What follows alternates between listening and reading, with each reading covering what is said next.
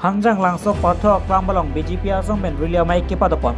Jang Miacek Lanifang Korel Sierni, Lakain Koreni Soropatar Constituency Kapalo. Hanjang Langso Pathu Aklam balong BJP Asong Atom Ben candidate Amor Singh Tiso Phan. Non Kewan MP Kiligalong vote Kerek Amei Kepamanpon. Labangsa Amei Kepamanpon along Assam Chief Minister Dr. Himanto Biswa Sharma Karbino Thomas Konchar along CM Dr. Tuliram Ronghang.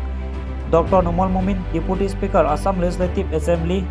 EM Surjorongphor MEC Mongberongpi EM Richard Stokbi EM Mukut Monto MEC Material Dekial Pukon MEC Sorbon Telenga MEC Sangpi Kadong Terangpi VDC Chairperson Elis Teronpi VDC Silarson Rongpi Anpada BJP Asong Aklam ke thekidi tum chetongdon Labangso Rilia Amei Kepadopon along Kyongnora tum chetongdon si Bangsomai Meson Pachun Polong Pamilo Tangte Assam Chief Minister Dr. Himanto Biswa Sharma pen Kaningche Ponalam te Arjupon Sina Bokajan pen Lawrence Lake the Lotiki Minus Karbiang Long. Rally hall, Raijor বহুত উপস্থিতি আৰু আমাৰ সকলো EM সকলো MSC ধুনিয়াকৈ কাম কৰি আছে কেইদিনমান আগতে ক্লেন্ডনিংটিও আমাৰ পাৰ্টিতে যোগদান কৰিছে গতিকে এবাৰ বোকাজানত আমি বহুত ভাল ভোট পাম বুলি মই আশা কৰিছো ইয়াতটো কন্টেষ্ট নাই আৰু যি কন্টেষ্ট অলপ সলপ আছিল ইমান মানুহে কংগ্ৰেছৰ পৰা জয়েন কৰিলে এতিয়াতো কন্টেষ্টে নাই গতিকে গোলকিপাৰ নোহোৱা জায়গা কিমান গোল দিব পাৰে এটো তেওঁলোকৰ কথা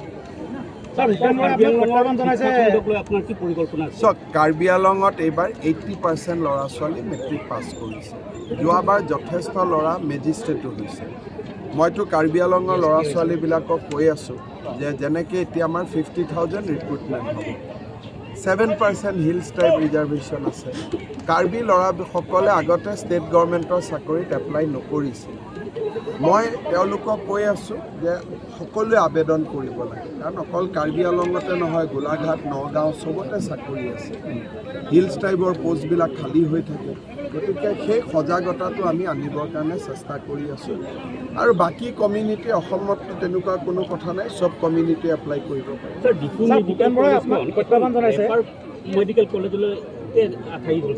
এতিয়া 5 বছৰ হোৱাৰ পিছত পোষ্ট গ্ৰেজুৱেট আহে এই বছৰ আমি ডিফু মেডিকেলত পোষ্ট গ্ৰেজুৱেট এপ্লাই কৰিছোঁ এখন মেডিকেল কলেজ কমপ্লিট ডাঙৰ হওঁতে 10 বছৰ লাগে কাৰণ প্ৰথম 5 ইয়াৰ্ছ MBBS তাৰ পিছৰ বছৰ MCI পোষ্ট গ্ৰেজুৱেট খুলিব দিয়ে যিবিলাক ব্ৰাঞ্চ আছে সেই ব্ৰাঞ্চৰ পৰা ডক্টৰ পাছ কৰোঁতে 3 বছৰ গতিকে যেনেকৈ সন্তান গৰ্ভত 10 মাহ 10 দিন থাকে তেনেকৈ এখন মেডিকেল কলেজ ডেভেলপ হওঁতে 8 to 9 ইয়াৰ্ছ গতিকে সেইটো এটা তাৰ চাইকেল সেইটোক আমি সৰু কৰিব নোৱাৰোঁ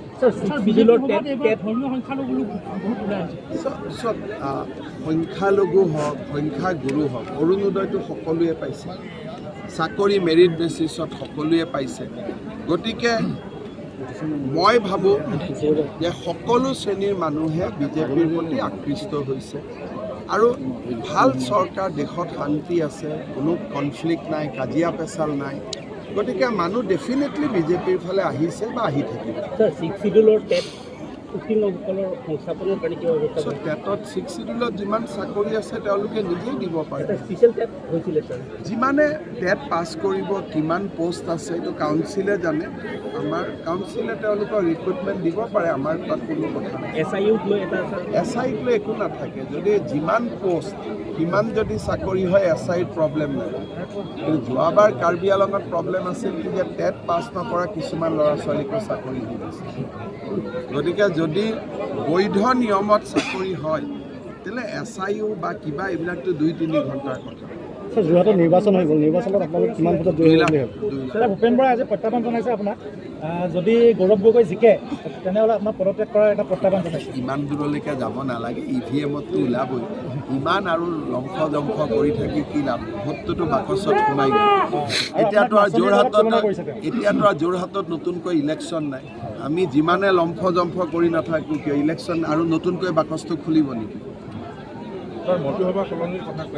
ইলেকশ্যনৰ পিছত সলনি হ'ব। ছেকেণ্ড ফেজৰ ফলাফল কি হ'ব? ভাল হ'ব।